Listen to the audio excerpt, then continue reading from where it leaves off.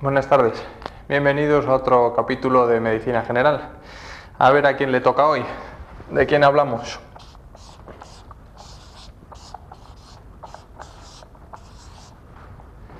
De este pluriempleado porque ya veremos que hace de todo. Esta víscera, que es la más grande de todas las que tenemos, que pesa más o menos, según tamaños, más o menos 1,5 kilos. ¿Dónde está? Bueno, pues todo el mundo sabe más o menos dónde está. Algunos se equivocan en el lado y no sabe si queda a un lado o al otro, en la derecha. Está en el lado derecho y vamos a ver que, bueno, pues un poquito de la anatomía y, bueno, porque eso, entre otras cosas, nos va a dar idea de lo que hace y cómo lo hace. Vamos a ver el hígado. Aquí lo tenemos. Este señor enorme de aquí es el hígado, ¿de acuerdo? Lo tenemos un poquito levantado para ver las estructuras que hay por debajo. Aquí lo tenemos separado por un ligamento y, bueno, pues se limita, como los países, al norte. Por la parte de arriba lo tenemos relacionado directamente con el diafragma y por encima del diafragma con el pulmón derecho, ¿de acuerdo? Aquí estaría la cúpula diafragmática y pulmón derecho justamente por encima. Por debajo ya lo vemos, aquí la vesícula directamente, la vesícula biliar, y también, bueno, por relaciones múltiples con el colon, con el duodeno, con el páncreas que viene por aquí, con el estómago.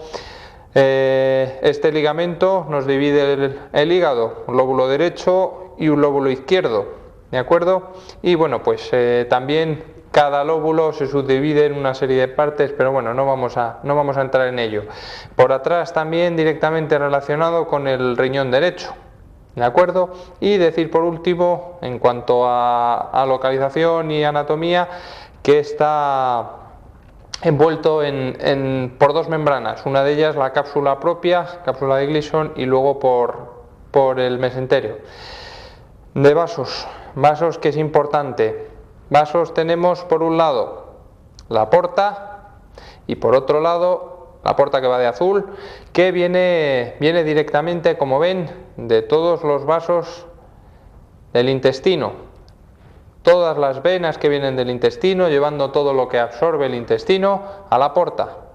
Aquí la tenemos, una vena bastante gorda y enorme, ¿de acuerdo?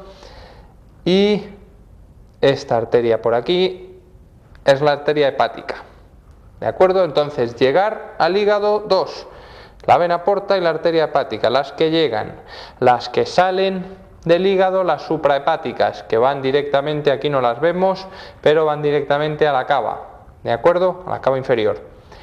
Entonces, esto por un lado, las dos que llegan y la que salen, ¿de acuerdo? Abandonamos el dibujo y seguimos un poquito. Importante el tema de la irrigación en cuanto a una de sus funciones a su función más importante. La porta nos trae la sangre que viene de todo el intestino. Aparte, al ser venoso, no tiene tanto oxígeno como las arterias. Evidentemente la sangre arterial es la que más oxígeno lleva, pero en este caso hay una pequeña excepción, porque la vena porta tiene un contenido bastante alto de oxígeno. No llega al contenido arterial, pero bueno, tiene más oxígeno que el resto de las arterias, de tal manera que, bueno, pues es responsable, lleva casi el 75%, 3/4 partes de la sangre que le llega al hígado, y aporta más o menos el 50% del oxígeno que el hígado necesita. La otra parte, evidentemente, la da la arteria hepática, y a partir de ahí salen las suprahepáticas.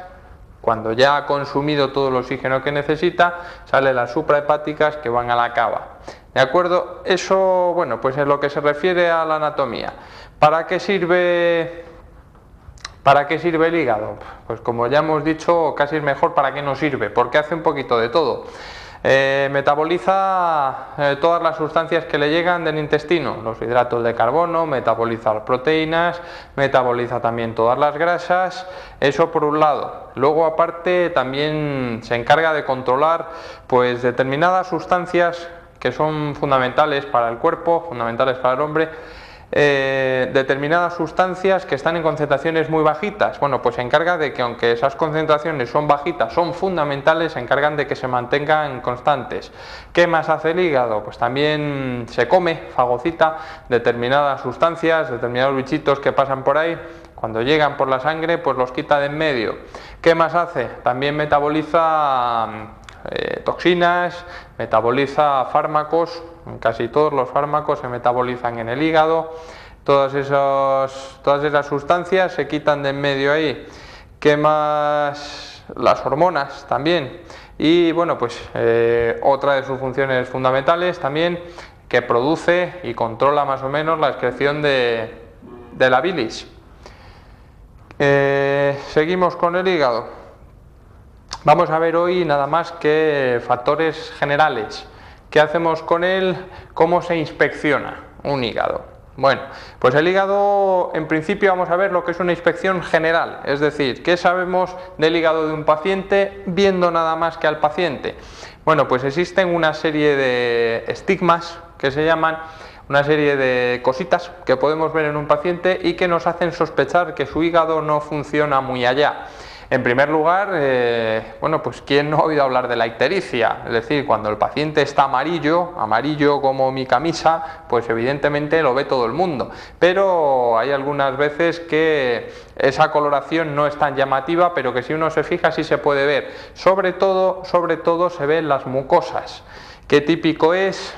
Que cuando uno va buscando la coloración amarilla se mira el blanco de los ojos. ¿Por qué? Porque ese amarillo tiene predilección por las mucosas. Ese amarillo que viene de subida de algunos pigmentos, ese amarillo sobre todo va a los ojos y a las mucosas, pero en el ojo, como es blanco, la esclerótica es blanca, pues se ve más fácil. Entonces, bueno, todo el mundo hace así para ver si está amarillo o no está amarillo. Por eso, porque ahí es donde se ve más fácil. Existen otros estigmas que no son tan claros, como por ejemplo las uñas, la coloración de las uñas, cuando las uñas aparecen muy blancas o sin la lúnula, sin esta pequeña luna de aquí, semiluna, eso es señal de que el hígado no suele funcionar muy allá. Otro estigma también, lo que se denominan telangiectasias o arañas vasculares. Se llaman arañas vasculares, aparecen sobre todo en la cara, porque, vamos a pintarla por aquí, tienen esta forma más o menos. Por eso se llama araña vascular. Y además es característico, esto es un vaso sanguíneo que queda muy superficial y es característico porque cuando se aprieta, si nosotros apretamos aquí en el centro, todas estas patitas desaparecen por eso, porque este es el vaso central y a partir de aquí la sangre se bifurca por todos estos vasitos. Entonces si nosotros apretamos, estos piececitos desaparecen. Eso es lo que se llama una araña vascular, una telangiectasia. También es típico en los pacientes con problemas serios de hígado, estamos hablando sobre todo de cirróticos, cuando aparece una cirrosis hepática, pues también existe hipertrofia de las parótidas, hipertrofia parótida, las glándulas parótidas, pues esto crece, dando un aspecto un tanto peculiar a la cara, sobre todo cuando el hígado está ya muy machacado. También aparecen algunos signos de atrofia testicular. Esto, no los vamos a apuntar porque son pequeños datos. Atrofia, hipogonadismo, que se traduce en atrofia testicular y también se produce por atrofia de otros caracteres sexuales secundarios, como puede ser la disminución del vello púbico, la disminución del vello axilar también, y aparece en los varones ginecomastia, es decir, un crecimiento de las mamas, de los pechos, por esa disminución por esa atrofia testicular. Entonces, seguimos, también otro que se nos había olvidado, el eritema palmar, es decir, una coloración muy roja de las palmas de las manos. Esa coloración muy roja es otro signo de que suele haber problemas hepáticos. Vamos a ver, pues aparte de esto, vamos a ver, digamos, generales, los estigmas que ya hemos hablado. Vamos a ver también el hígado, palpación, que nos puede dar algunos datos, sobre si el hígado anda en condiciones o no anda en condiciones. La mayoría de los problemas de hígado provocan lo que se llama hepatomegalia, es decir, hígado grande, más grande de lo que suele.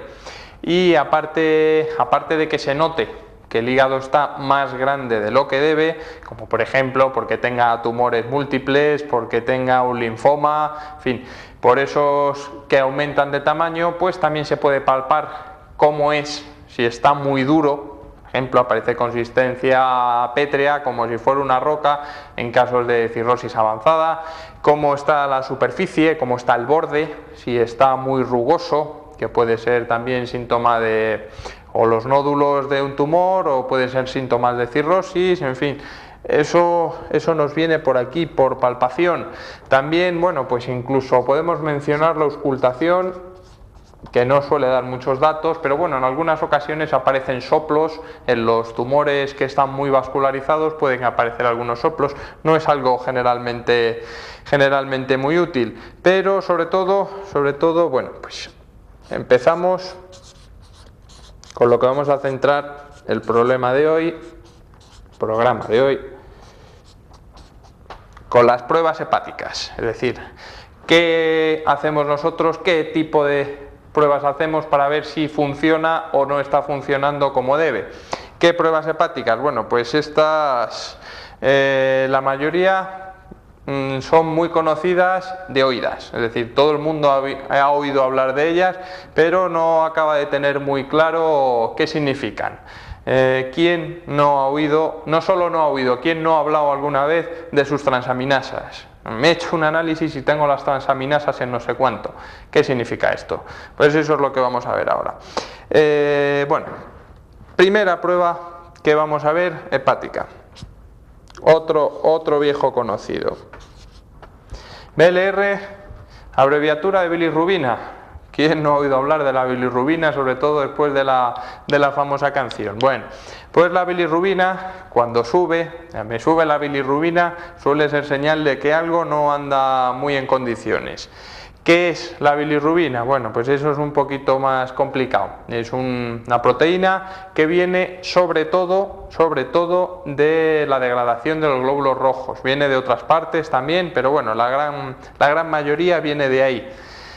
Esta bilirrubina, digamos, en sangre, imaginemos que esto es la bilirrubina. Pues la bilirrubina, una parte viaja sola en sangre y otra parte viaja pegada a una proteína que se llama albúmina. Entonces esto es lo que determina dos partes distintas. Bilirrubina, que se llama conjugada, y bilirrubina no conjugada. ¿Qué hace referencia a esto? A si va en sangre, a si va solita o va acompañada. ¿De acuerdo? Entonces, cuando va solita, si nosotros vemos que hay un aumento, que nos ha subido la bilirrubina y lo que nos ha subido es esta parte de aquí, la que no está conjugada, generalmente suele ser señal de que tenemos un problema anterior al hígado. Es decir, que nosotros estamos produciendo demasiada bilirrubina. Que el aumento de bilirrubina es porque se produce más de lo que se acostumbra. ¿En qué casos? Bueno, pues en aquellos en los que existe una lisis, una rotura demasiado grande de glóbulos rojos. Cuando hay una rotura demasiado grande de glóbulos rojos que se rompen más de los que deben, pues entonces esta hemoglobina, que es la bilirrubina que parte de esa hemoglobina, está aumentada. Rompemos más de lo que debemos, aparecen más de los que hay una hemolisis mayor de lo que acostumbra. Entonces, bueno, pues es un problema anterior al hígado, pero por lo menos ya sabemos qué es lo que nos está fallando. O bien que se rompen demasiados glóbulos rojos o que no se forman como deben. Si no llegan a formarse como deben, pues también tenemos un aumento de bilirrubina de este tipo. ¿De acuerdo? Hay otras causas, pero bueno, son mucho menos frecuentes. La bilirrubina conjugada, cuando aparece más alta de lo que se debe, pues eso sí es señal de que el problema está en el hígado.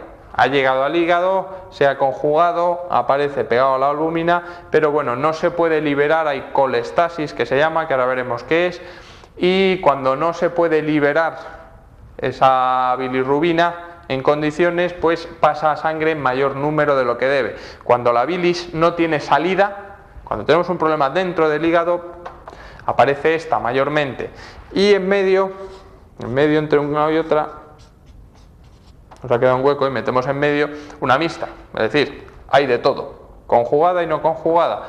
Y eso suele ser señal de que el hígado está bastante machacado. Suele ser señal de cirrosis o de hepatitis, bastante machacado, aunque sea momentáneamente. Es decir, que no es una enfermedad de por vida, sino que se puede tener una hepatitis A y aparecer una hiperbilirrubinemia mixta, mucho, bilirrubinemia. Todas las palabras que acaban en emia significa que están en sangre, ¿de acuerdo? Cuando aparece una hiperbilirrubinemia mixta, pues puede ser por cirrosis o puede ser por hepatitis. Siguiente punto, vamos allá, que aquí están conocidísimas transaminasas, conocidísimas de oídas, pero habitualmente nadie sabe qué son. Si se pregunta, no, porque tengo ¿y eso qué es? ¿Las transaminasas qué son? Bueno, pues lo vamos a explicar hoy. Transaminasas, dos fundamentalmente. Esta de aquí, que se llama AST, que viene de aspartato aminotransferasa, o también se la llama, que es la misma, GOT, que es glutámico oxalacético transaminasa. Esta transaminasa se llama glutámico oxalacético o aminoaspartato transferasa. Esta es una. Y la otra es esta de aquí, que es la alaninoaminotransferasa o glutámico pirúvico transaminasa. En fin, nos quedamos transaminasas en general y se suele emplear o esta nomenclatura o esta. Casi es más fácil de utilizar esta, la GOT y la GPT. ¿De acuerdo? Esas son las que nos vamos a fijar. ¿Qué nos dicen? Bueno, ¿qué son? Lo primero, ¿qué son? Transaminasas son enzimas. Son enzimas que lo que hacen es coger un grupo amino de una parte y llevarlo a otra. Enzimas que se utilizan para esta conversión. ¿De acuerdo? Son enzimas que están en el hígado y que están en otras partes, pero generalmente nosotros nos vamos a referir a transaminasas cuando existe un problema hepático. ¿De acuerdo? Entonces, aunque están en otras partes, que por ejemplo pues un problema cardíaco puede dar un aumento, un problema muscular, un aumento de transaminasas, pero no es algo tan significativo como cuando el problema está en el hígado. ¿Qué es lo que ocurre? Nosotros tenemos estas enzimas, estas sustancias proteicas dentro de las células. Nosotros tenemos un hepatocito, que es este señor de aquí, con su núcleo. Este señor de aquí, el hepatocito, que es una célula del hígado. Este señor de aquí tiene estas enzimas por aquí dentro, ¿de acuerdo?